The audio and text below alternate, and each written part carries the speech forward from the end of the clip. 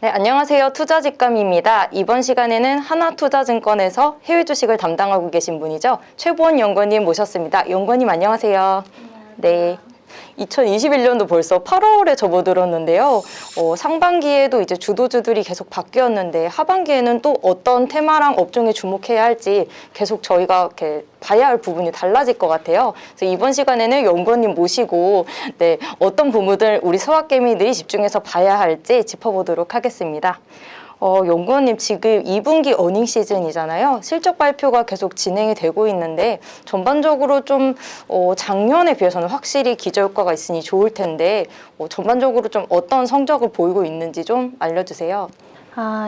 최근과 같은 경우에는 2분기 실적 발표가 순차적으로 이루어지고 있습니다. 현재까지는 500개 기업들 중에서도 약 297개 정도의 기업들의 실적이 발표가 되었는데요. 해당 기업들 중에서도 약 89%가 예상보다도 양호한 이익을 발표를 하고 있습니다. 이러한 상황이다 보니까 상당히 시장 기대치보다는 양호한 실적 발표가 이루어지고 있다라고 보실 수가 있고요. 2분기 아까 말씀 주셨다시피 기저효과 상당히 예상은 되었는데요. 그것보다도 상당히 양호한 실적 발표가 이어지고 있습니다. 예시로 말씀을 드리면 S&P 500 기업들과 같은 경우가 7월 초까지만 해도 이익이 전년 동기 대비 약 65% 증가를 할 것으로 예상이 되었거든요. 하지만 이번에 8월 초에 제가 한번 내려보니까 전년 동기 대비 약 89% 이익 증가 예상이 되고 있더라고요. 이런 상황인 만큼 실적 발표가 진행이 됨에 따라서 실적 개선 기대감 오히려 더 높아지고 있는 상황이다라고 좀 보실 수 있겠습니다. 네, 사실 소확개미 분들이 제일 궁금해하시는 거는 그동안 가장 많이 샀던 주식들이 이제 대부분 빵으로 불리는 이제 대형 기술주들일 텐데요. 이런 기술주들 주가가 좋은 실적을 내고도 생각보다 안 좋게 나온 경우가 되게 많아요. 주가 흐름이 왜 그런 건가요? 맞습니다. 앞에서도 말씀드린 바와 같이 실적은 상당히 양호하게 발표가 되고 있습니다. 하지만 앞에서 말씀 주신 바와 같이 S&P 500 지수의 상위 5개 기업들 중에서도 3개 기업들의 주가가 그 실적 발표 직후에 좀 빠지는 이러한 모습이 보여졌어요. 그러다 보니까 수치는 괜찮지만 체감적으로는 상당히 좀 불안한 게 아니냐, S&P 500 지수도 상당히 좀 덜 오르고 있는 게 아니냐 이렇게 생각을 하실 수가 있는데요. 여기에서 좀 차이점이 나타나고 있습니다. 아무래도 5개 기업 중에서도 애플, 아마존 그리고 페이스북과 같은 경우에는 실적 발표를 하면서 이번 분기 실적은 양호했어요. 하지만 하반기에 대해서 상당히 좀 소극적으로 제시를 했습니다. 그런 기업들은 좀 주가가 빠지는 모습이 보여졌고요. 반면에 이 마이크로소프트라든지 알파벳과 같은 경우에는 이번 분기 양호했고요. 그리고 하반기와 같은 경우에도 가이던스를 상향 조정을 하면서 실적에 대한 자신감을 이렇게 나타내는 모습이 보여졌습니다. 그러다 보니까 해당 기업들은 오히려 실적 발표 직후에 주가가 오르는 이러한 모습이 보여졌고요. 이런 식으로 좀 나뉘고 있는 모습이 보여진다라고 이해를 해주시면 좋으실 것 같습니다. 페이스북 같은 경우에는 말씀하신 것 같이 일단 2분기 실적은 되게 좋았는데 하반기에는 낮아질 수 있다, 더 안 좋아질 수도 있다라는 가이던스를 발표하면서 이제 주가가 좀 빠졌더라고요.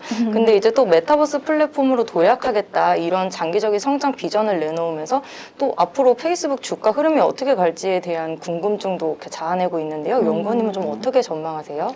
상당히 안 좋다라기보다는 이 시장의 기대치에 미치지 못하는 수준으로 얘기를 했다라고 이해를 해주시면 좋으실 것 같아요. 특히 페이스북과 같은 경우에는 상당히 좀 소극적이었는데요. 이번 분기 실적만 보면은 이제 PQ로 볼 수 있는 이용자 수 측면도 그리고 가격 측면도 상당히 양호했습니다. 하지만 이 3분기를 한번 살펴보시면은 이 상반기만큼의 큰 이제 매출 성장은 좀 제한적일 수 있다. 상당히 좀 성장이 둔화될 수 있다. 대놓고 얘기를 한 상황이거든요.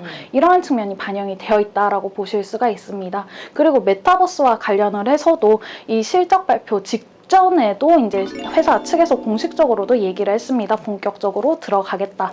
이러한 측면에서 장기 성장성 측면에서는 상당히 좀 높은 기업이지만 단기적으로는 다른 성장 기업들보다는 조금 매출 부문의 성장성은 좀 둔화가 될 수 있다라고 보실 수가 있겠습니다. 왜냐하면은 지난 해에 그리고 코로나19 수혜가 좀 제한적일 수 있다는 측면 또 그쪽에서 얘기를 한 상황이고요. 그리고 저희와 같은 경우에도 예상을 해볼 수가 있는 게 단계적으로 범위를 좀 넓혀가고 있는 상황입니다. 이러한 상황이다 보니까 단기적인 이제 성장보다도 좀 장기적인 측면에서 접근을 하고 있다. 이러한 기업으로 좀 구분을 해주시면 좋으실 것 같습니다. 그리고 최근에 좀 추가적으로 얘기를 안 드릴 수가 없는 게 이 네. 반독점 조사에 대한 이슈도 계속해서 논의가 되고 있는 이러한 기업이기 때문에 이 개인적인 생각으로는 상당히 기업 측면에서도 이 소극적으로 상당히 조심스러운 이런 실적 발표를 진행을 했다. 컨퍼런스 콜을 진행을 했다. 이렇게 좀 이해를 해주시면 좋으실 것 같습니다. 네네. 지금 미국이나 중국이나 다 반독점 이슈가 굉장히 맞습니다. 주식시장에서 큰 이슈인 것 같아요. 그리고 아까도 말씀하셨다시피 지금 2분기 실적 발표를 했던 S&P 500 기업 가운데 89%가 이제 예상보다 양호한 실적을 보였다고 하셨잖아요. 근데 이런 기업들 중에 지금 당장은 실적이 좋지만 이게 코로나 기저효과 때문인 기업도 있을 거고 장기적인 성장성이 더 있을 기업이 있을 텐데 그럼 이 가운데 이제 하반기에도 실적이 좋을 우리가 좀 눈여겨봐야 할 만한 업종은 어떤 곳이 있을까요?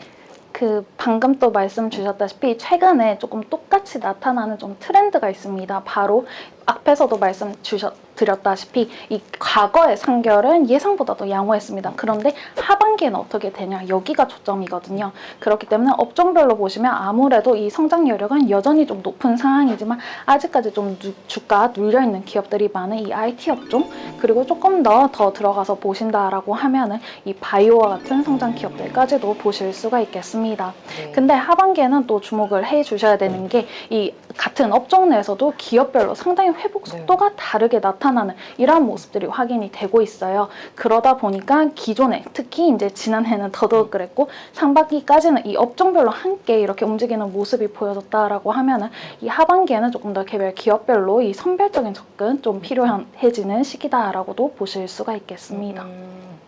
개인적으로 궁금한 건데요. 그러면 그 선별적으로 접근할 때 한 업종 내에서도 이제 기업별로 실적이 갈라질 수 있는데 어떤 점 때문에 이런 실적 차이가 크게 발생하는 걸까요? 당연히 개별 기업별로 이제 실적을 어느 쪽에서 더 힘을 쏟느냐 이런 부분도 펀더멘털적인 측면도 있겠지만 포트폴리오 내부의 문제인 건가요? 그러면? 사업 부문에서도 보실 수가 있지만 지금 같은 경우에는 첫 번째로 이 한국에서도 똑같은 IT 기업이라고는 하지만 이 코로나19의 회복 속도가 좀 다른 기업들이 있습니다. 그리고 미국 내에서도 좀 예를 들어보자면 모든 이 오프라인 기업들이 한 번에 좀 개선이 되는 게 아니냐라는 게 이제 상반기 기대감이었는데요. 하지만 최근과 같은 경우를 보시면 이 동종 업계 내에서도 좀 주가가 상이하게 나타나는 경우가 있습니다. 네. 이게 왜 그런가라고 하면은 이 기업들 중에서도 예를 들면 회복 속도가 좀 빠른 지역에 있는 그쪽에 매출 비중이 높은 업체들이 있으시고요. 그리고 상대적으로 조금 이 코로나19의 회복 속도가 좀 느린 다른 말로 하면은 이 백신 보급률이 좀 낮은 이러한 국가들의 비중이 높은 이러한 업체들은 오히려 좀 회복 속도가 느릴 수가 있는 거죠. 네네. 그러면 아까도 말씀 주셨다시피 이 사업 포트폴리오에도 영향을 미칠 것이고 그리고 매출 성장률 측면에서도 당연히 코로나19가 회복이 되고 이익이 정상화되고 매출 성장 네네. 정상화되는 식의 좀 나뉘는 모습 나타날 수가 있기 때문에 그런 측면도 이번 실적 발표를 통해서 확인을 해주시면 좋으실 것 같습니다. 네. 그러니까 아직 남은 실적 발표가 남은 기업들도 있을 텐데요. 그 남은 기업들의 실적을 기다리면서 좀 투자자들이 같이 살펴봐야 할 부분 같은 거 있을까요? 또 한 가지 보실 수가 있는 게 지금이 8월 초입니다. 근데 8월 중순에는 이 경기 소비재, 즉 리테일 기업들의 실적 발표가 연달아서 진행이 될 것으로 보여집니다. 이러한 상황에서 보실 수가 있는 게 이 경기 소비재 업체들과 같은 경우에는 코로나19로 피해가 좀 가장 컸던 기업들이 많이 모여있는 이러한 군이다라고 보실 수가 있는데요. 거기에서도 코로나19 회복에만 초점을 맞춰서 컨퍼런스 콜을 하느냐 아니면 장기적으로 그래 회복은 우리가 어느 정도 모두가 아는 상황이 아니냐. 그럼 여기에서 한 가지 더 볼 거는 앞으로 장기적으로 어떻게 할 것인가. 뭐 예를 들면은 다른 기업들과 제휴를 한다든지 다른 업체들을 인수를 한다든지 아니면 우리 코로나 때는 이런 부분을 더 늘렸는데 코로나 이후에는 이런 부분을 더 늘릴 거다라고 하면서 서비스 영역을 더 확대를 하는 업체라든지 이런 부분을 더 확인을 하실 수가 있는 시기라고 생각을 합니다. 네. 그래서 8월 중순도 상당히 좀 재미있는 기업들을 네네. 많이 살펴볼 수 있지 않을까라고 네네. 생각을 합니다.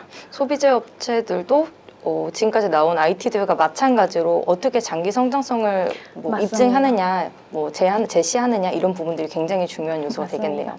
전년 동기로 보면은 상당히 이익 증가율 매출 네네. 성장이 엄청날 것으로 당연히 생각을 하실 수가 네. 있겠는데 여기서 중요해지는 거는 과거는 과거, 그러면 앞으로는 어떻게 될 것이냐, 그리고 코로나19 회복은 오케이, 그러면 여기서 너는 살아남을 수 있을까, 여기에 초점을 두실 수가 있으시겠죠. 네.